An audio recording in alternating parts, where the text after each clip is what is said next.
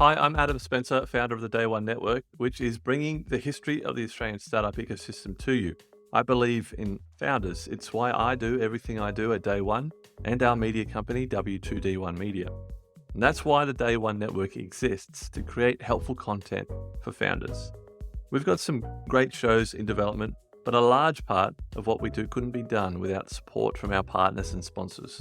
And I couldn't be happier than to be working with NTP, who get community better than any other technology recruitment company out there.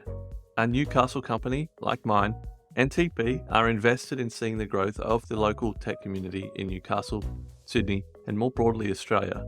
So thank you, NTP, for helping us bring helpful content to founders and the startup community in Australia. Back to the interview. Hi, I'm Adam Spencer, founder of the Day One Network, which is bringing the history of the Australian startup ecosystem to you. I believe in founders. It's why I do everything I do at Day One and our media company, W2D1 Media. And that's why the Day One Network exists, to create helpful content for founders. We've got some great shows in development, but a large part of what we do couldn't be done without support from our partners and sponsors. And I couldn't be happier than to be working with NTP, who get community better than any other technology recruitment company out there. A Newcastle company like mine, NTP are invested in seeing the growth of the local tech community in Newcastle, Sydney, and more broadly Australia.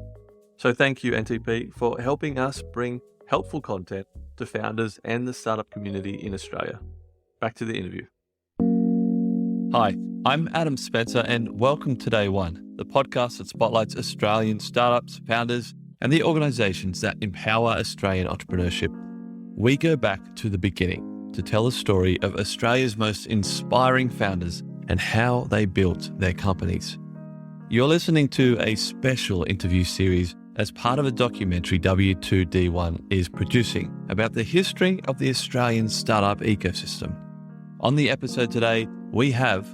Hi, I'm Phil Morle. I'm a partner at Main Sequence Ventures, which is an Australian venture capital firm founded by Australia's National Science Agency, the CSIRO, investing in early stage technology companies with science at their core.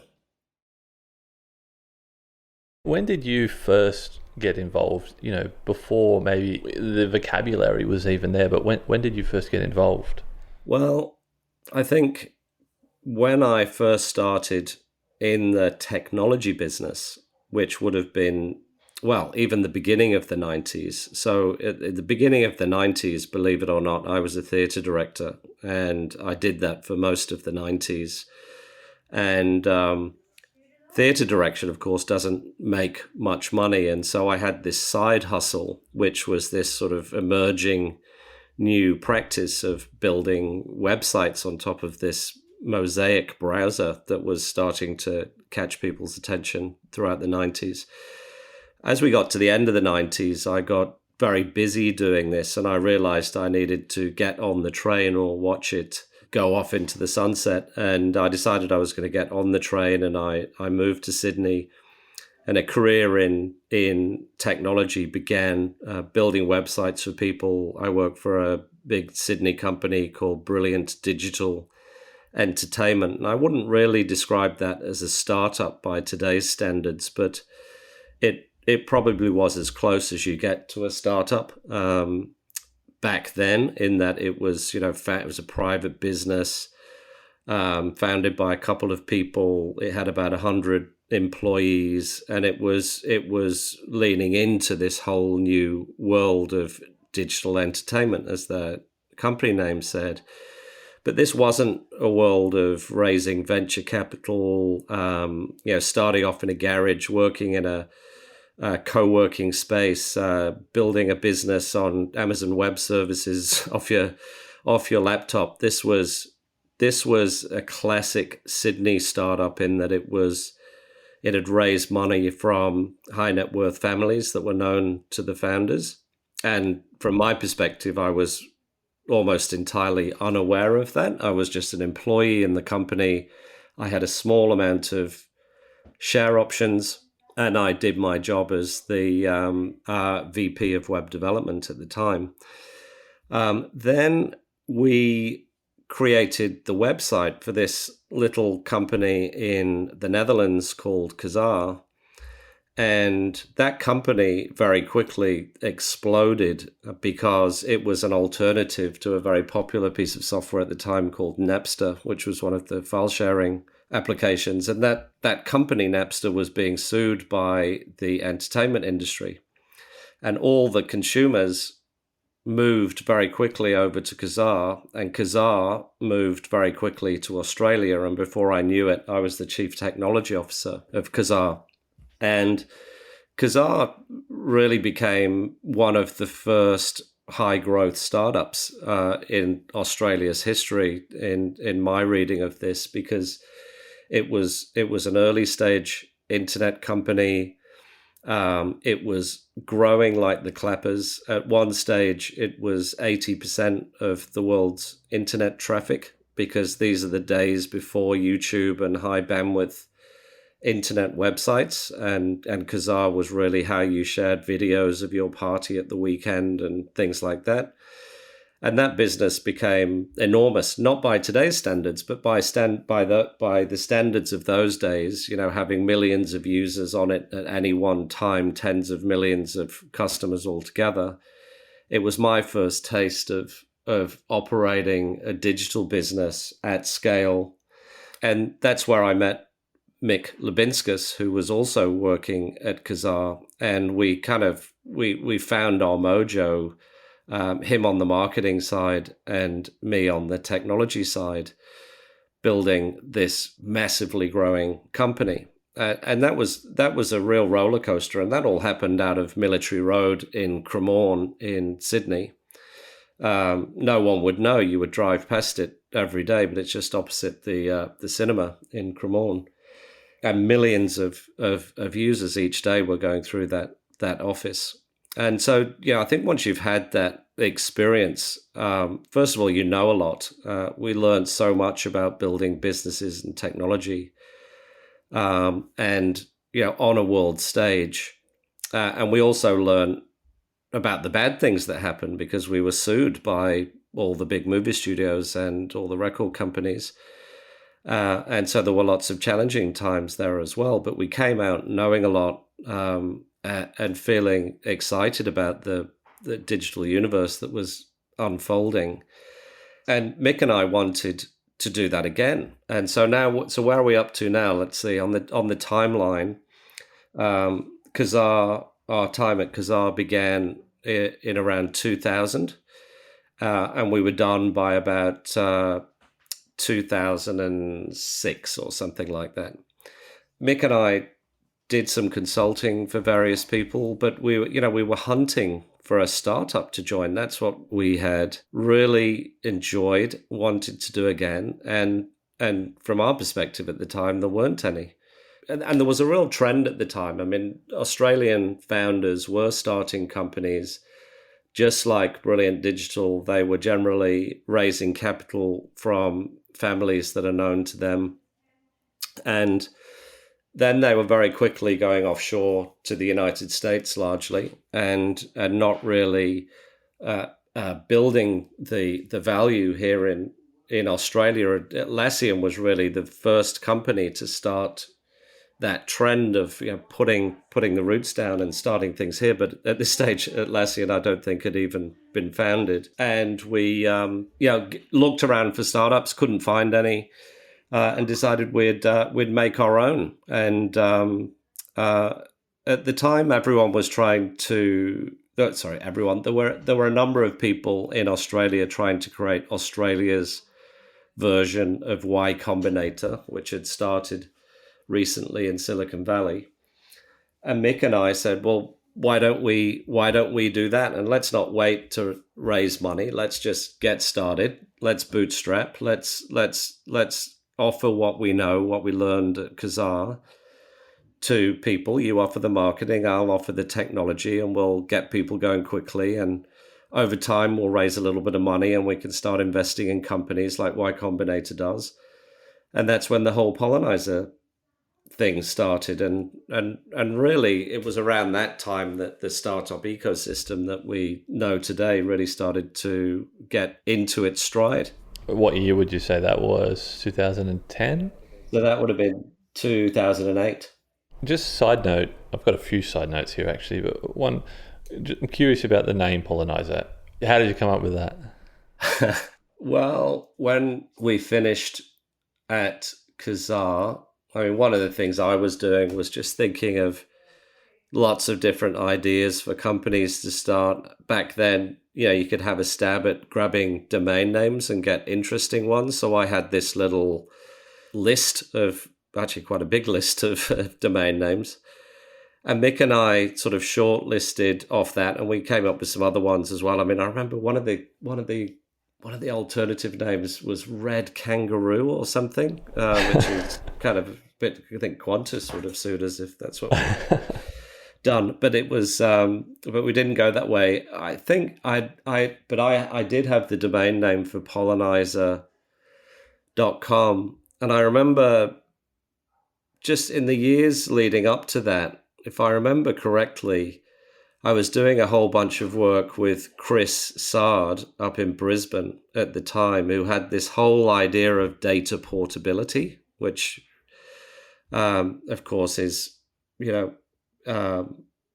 portability is part of the backbone of the internet these days, and becoming increasingly so with Web3 and so forth. But back then it was really a one-way internet, and Chris started talking about this idea of what if we could sort of encapsulate data into a sort of formal markup so that it can be things like addresses and biographies and things like that could be embedded into websites and be portable across the internet. And I started thinking of business ideas around that, and I sort of got this whole idea of bees pollinating things and started coming up with a whole bunch of random words around that. And Pollenizer was one of them, and we thought, well, that could work because, we're going to connect people. We're going to create a kind of, a froth of creativity and technical accomplishment, and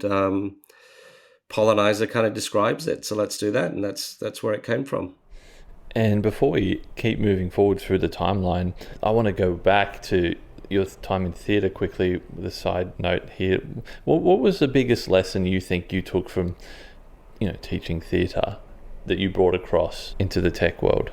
I'd say actually everything. Okay. I'd say every startup entrepreneur should go to drama school and and then try and run a theatre company for 10 years. And by the time you've done that, it's you've learned everything that you need to know. And I'll break that down briefly.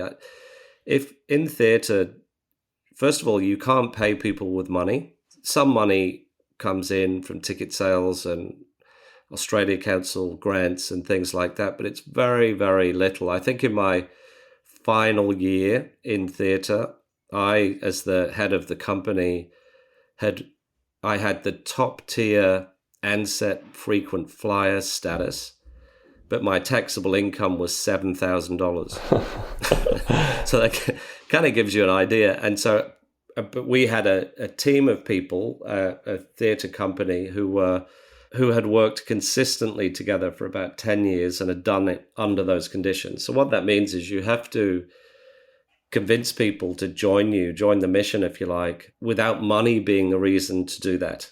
You have to gather around an idea, and everyone has to be excited about making that idea.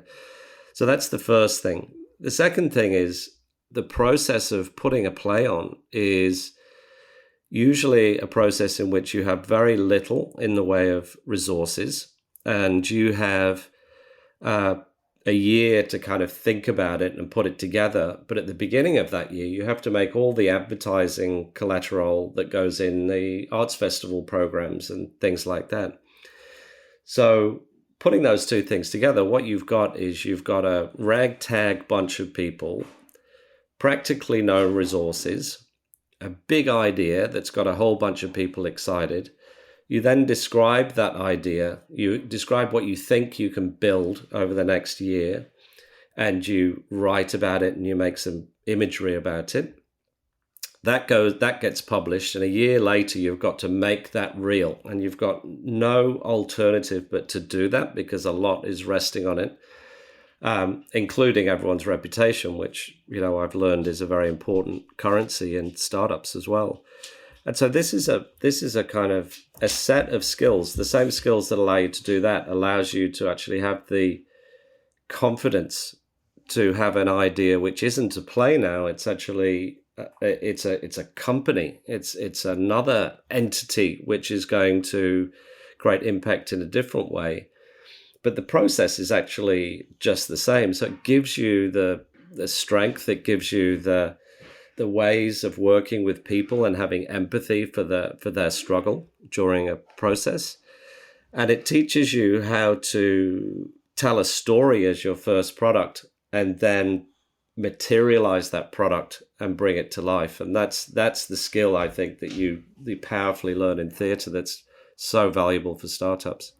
Can you tell me about the concept or thinking behind your title that you at Pollenizer, startup scientist, and bringing what did you guys call it? Bringing. Well, we had this. The journey of that was, well, it's quite prophetic to where I've ended up today, I guess. But the journey through Pollenizer began at the beginning with us really just intuitively doing what we do, but without really knowing what we were doing, if that makes sense. So we had an instinct about what to do, and we just did that. We interacted with people, we helped them, we rolled up our sleeves and got involved. And then as we scaled the team, we realized that we needed to actually stand outside of ourselves and understand what it was we were doing. And the way we talked about it at the time is we needed to wrap the science around the art, right? It's not just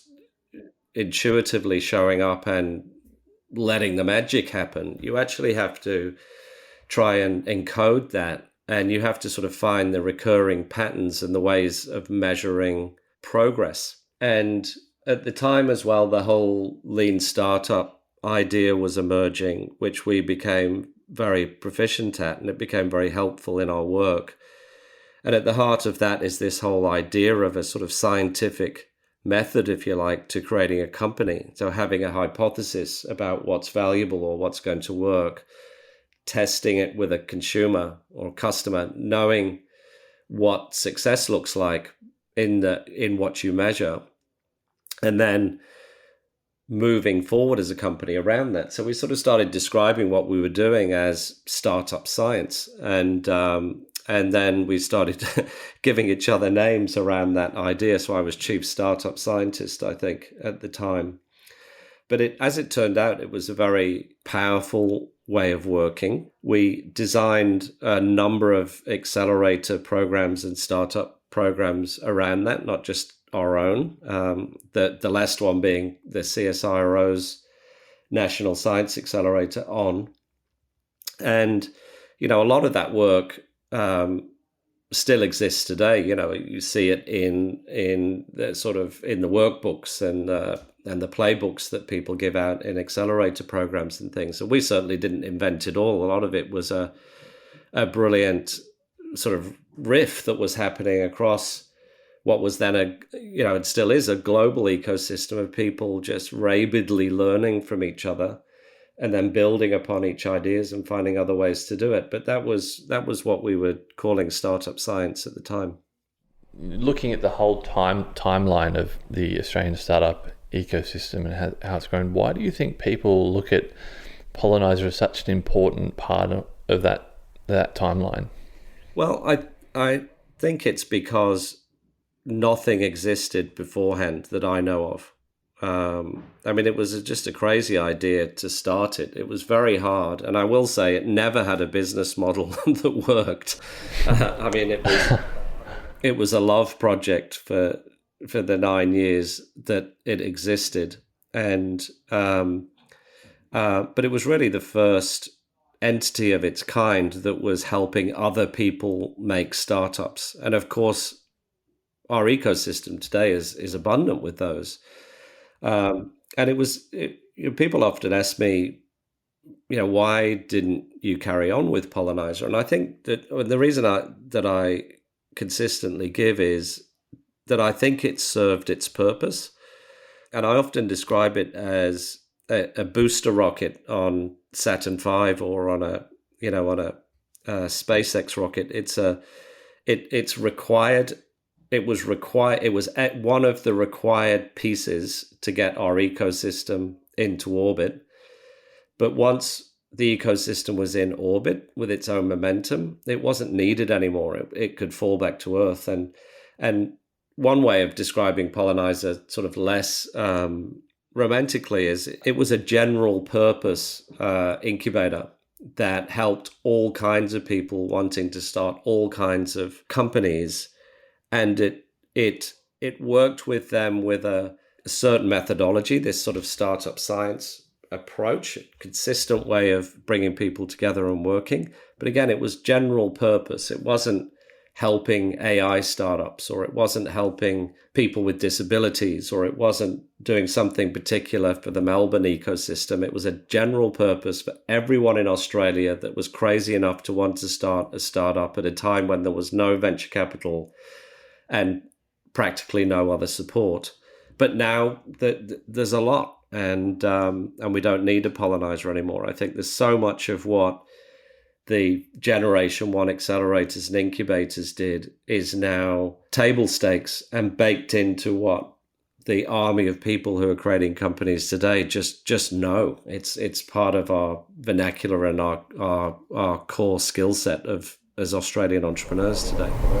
I know there's a lot happened between Pollenizer.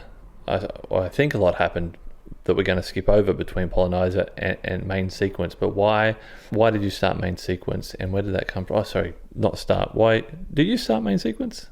No, but I was a founding partner. It was very fortunate, actually. So we chose to end Pollenizer because it was the right thing to do, not because something else was coming up. And I can tell you some stories around that. But I was doing, at the time, Pollenizer's last customer, if you like, was the CSIRO. And it was the job of designing and running the On Accelerator program. And that's where we applied what we had learned over the last 9 years to a group of people who were very inexperienced with entrepreneurship, which was the nation's scientists, and realized there was just phenomenal value. It was just a huge unlock. I mean, it's that great feeling that you have when you're working in a certain space and you do what you do and you just kind of see the magic happen.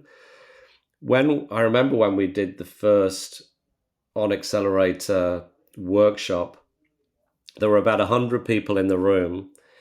And not only did I not understand what they were trying to communicate, but I think the other scientists in the room didn't really understand it, because they were still operating as scientists, describing precisely as a scientist to peers in that area how their innovation works, as opposed to how entrepreneurs sort of tell their story and help people understand, what could happen in a world that had this startup in it.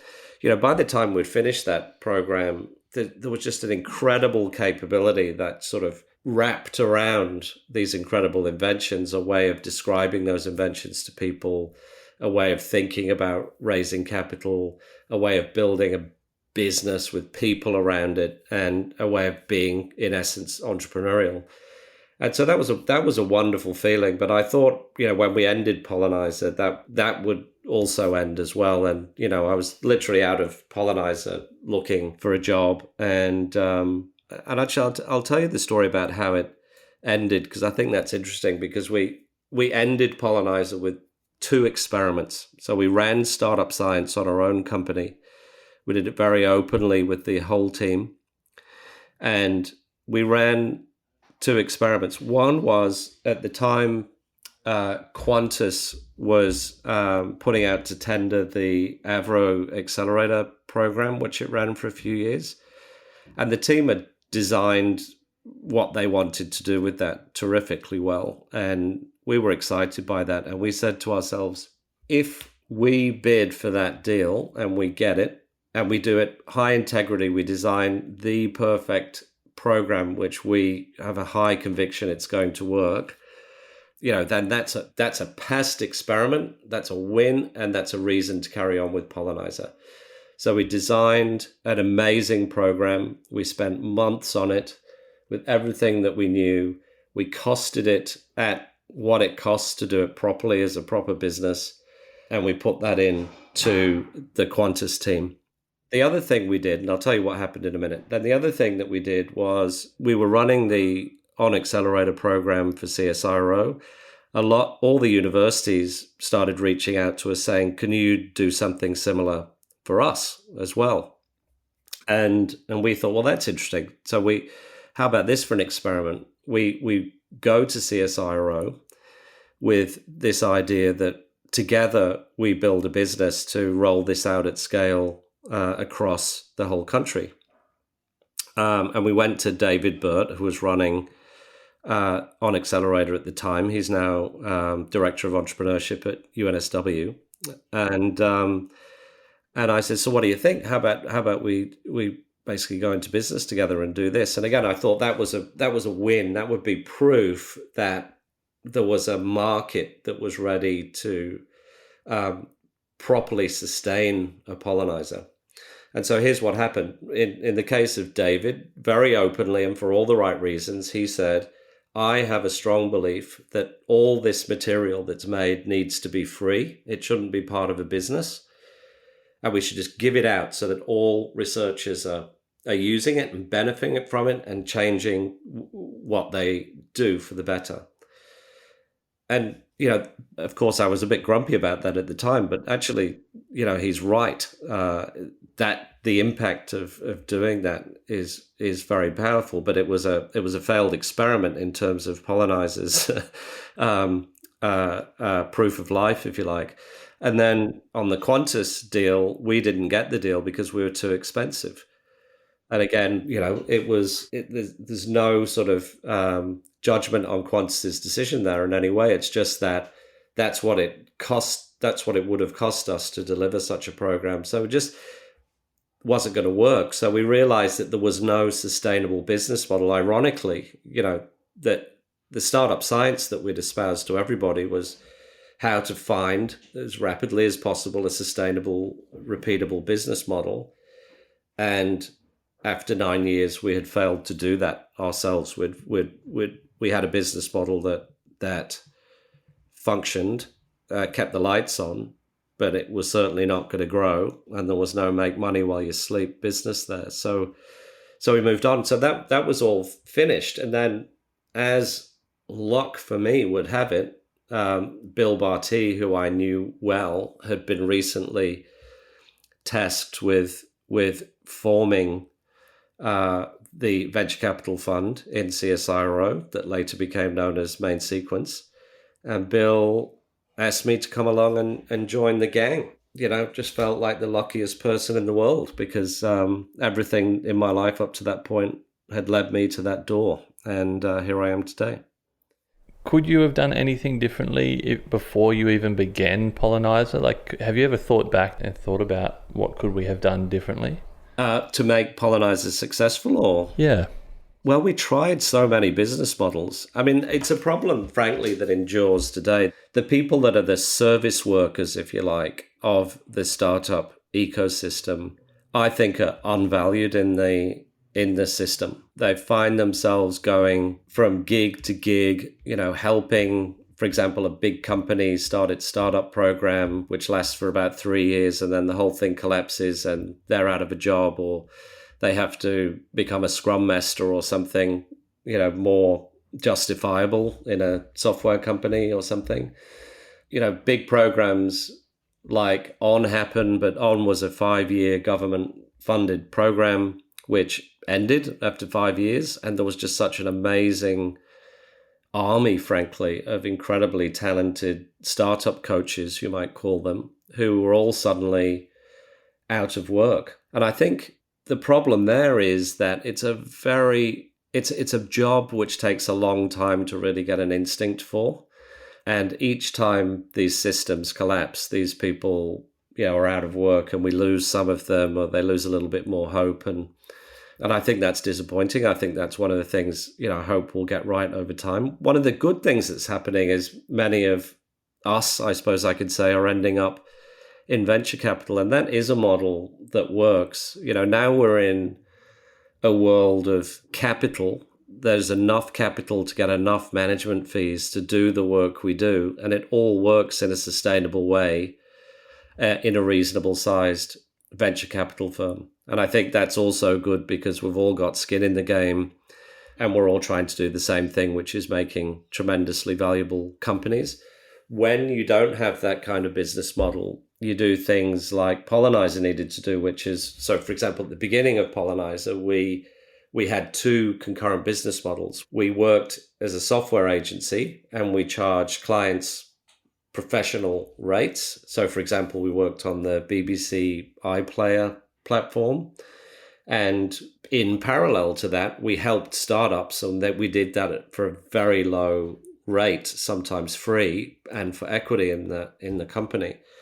And we realized that didn't work because we were basically doing a bad job at both. We were billing the BBC like they were a startup and doing all this work for free because we cared a lot, but that wasn't making us enough money. And for the startups, we were saying, hey, it's Wednesday and that's not your day because we're on the BBC today, so we can't work for you. So, which of course is just no good for a startup. You have to do everything you can every day. And so we tipped into, that was the first time we actually raised some money into Pollenizer, which was a very small amount. I think the first amount we raised was $500,000. And we used that to fund our first generation of companies. But frankly, there was a little bit, it wasn't a perfect business model because we were having to use some of that money to sort of pass back to Pollenizer and pay some of the teams instead of having to hire those people directly into the company. So it was that kind of startup studio model. But you've got to kind of, whether you like it or not, you have a conflict then, because you're on one hand an owner of the company trying to give it as much runway as possible, as much chance of success. And on the other hand, that company is paying for some of your team with your other hat on. And it becomes very difficult. And you can see these business models happening across a number of different organizations that rose out of the startup ecosystem. But the summary of it is it's very, very hard to make money. Startups are not great customers because they don't have much in the way of funds and they need to work at a breakneck pace. And they're generally not great for services businesses. So, it was always a struggle, but very worthwhile doing. And I think we're seeing business models emerge now, which are a little bit more sustainable.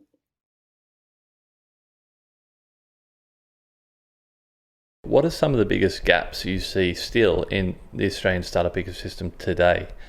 I'll begin my answer to that question with the observation that one benefit I have is that I started very deliberately building an ecosystem with other people in 2008. When we started that journey, there were no accelerators, no incubators, no angel investors. The venture capital pool of the country, I think, was smaller than the main Sequence venture fund today. And if we look at what we have today, it is phenomenal. I mean, I think there is a entrepreneurial playbook that so many people understand and have a basic skill set in. We start teaching it in schools now. Universities have very sophisticated, tiered, textured startup programs with all sorts of services which are offered. The co-working centers, the startup centers that exist, the extent to which big companies actually know what to do with startups now, I think is also valuable. Government knowing what to do with things, having things like R&D tax concessions. It's an amazing time to be starting a company. And and it's hugely supported. And I think that the startup ecosystem, if it has a weakness, it doesn't celebrate itself enough, and it complains a lot. And I think the ecosystem that we've created together with thousands of people is incredibly productive, and it's exponentially getting better every day. And so most of the things that we don't have, which we'd like to have, I think will come with time as the layers of the jungle start to get laid out, and the ecosystem can grow out of those different layers. I think one of the areas that I'm spending a lot of time on at the moment is building out the connective tissue between parts of the innovation system which are too siloed or have been too siloed historically.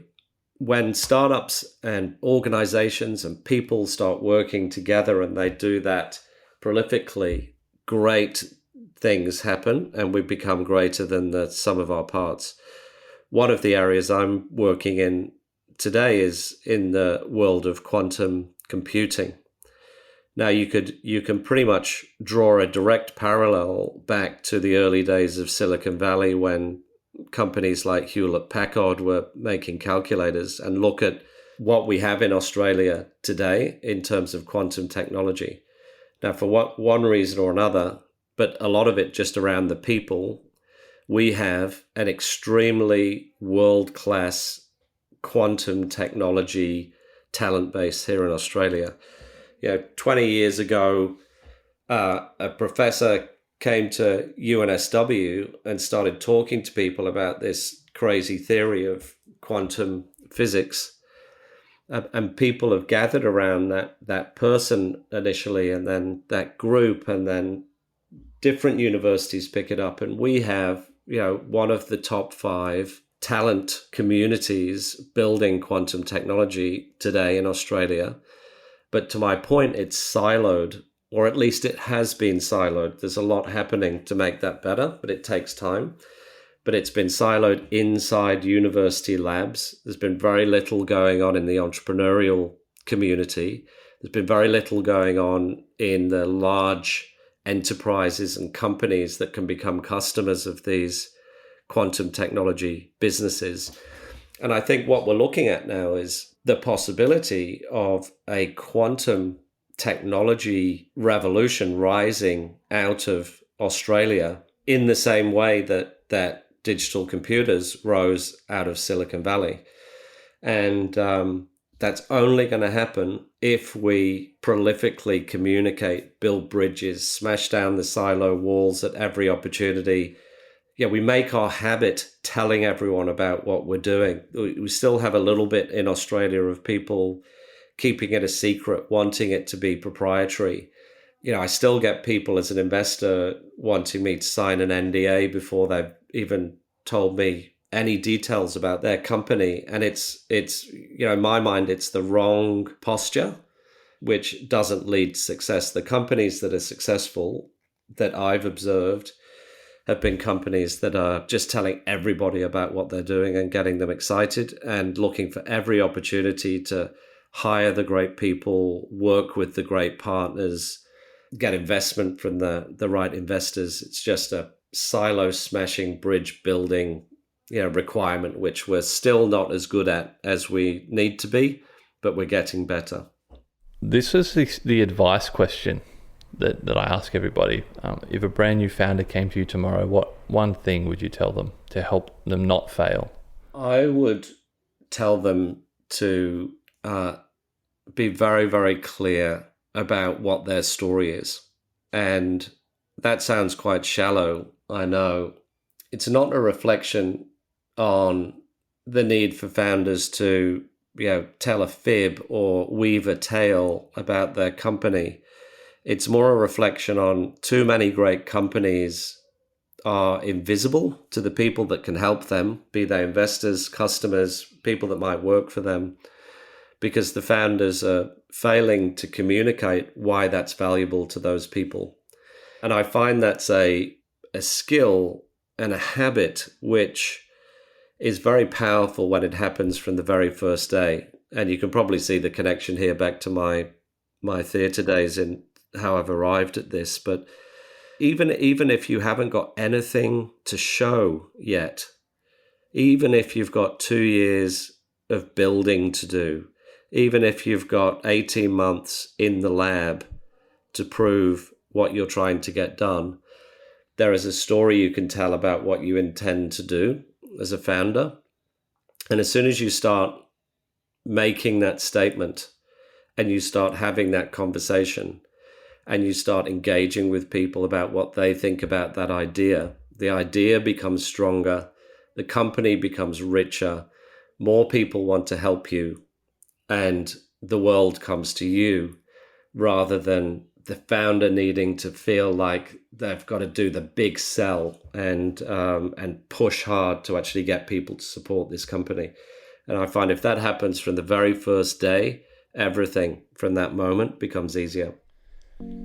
So as you know, what I'm trying to do here is tell the whole story of the Australian startup ecosystem. We want people from all corners of the ecosystem to hear this story, founders, investors, academics, policymakers. With that in mind, this last question isn't really a question. It's just I want to give you a few minutes to, what do these people need to hear? Yeah, I think what we've unlocked in our people is an incredible power to make the world better. And what is happening in the world right now is that power is starting to become synchronized with global capital markets being able to fuel this, and with massive problems on planet Earth that we need to solve. And those problems can be solved, I believe, with the conviction of an entrepreneur and the inventiveness and creativity of the research community, industry, government. And we've started to understand how we can mobilize ourselves, and we've really put that to the test during COVID, especially last year. It was fantastic just seeing how when the moment comes, people do what they need to do to push the boat out, do extraordinary things, and fix problems in a dramatic way.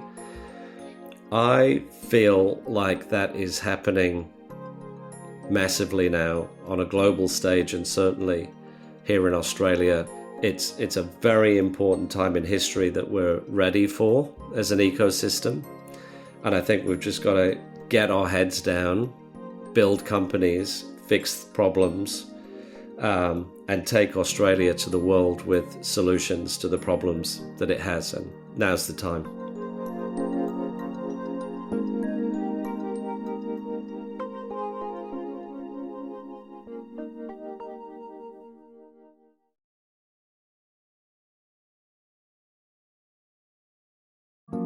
I hope you enjoyed that interview. More interviews are on the way. Follow the podcast wherever you're listening right now. Stay tuned for more interviews with many, many more amazing people from the Australian startup ecosystem. Thanks for listening, and see you next time.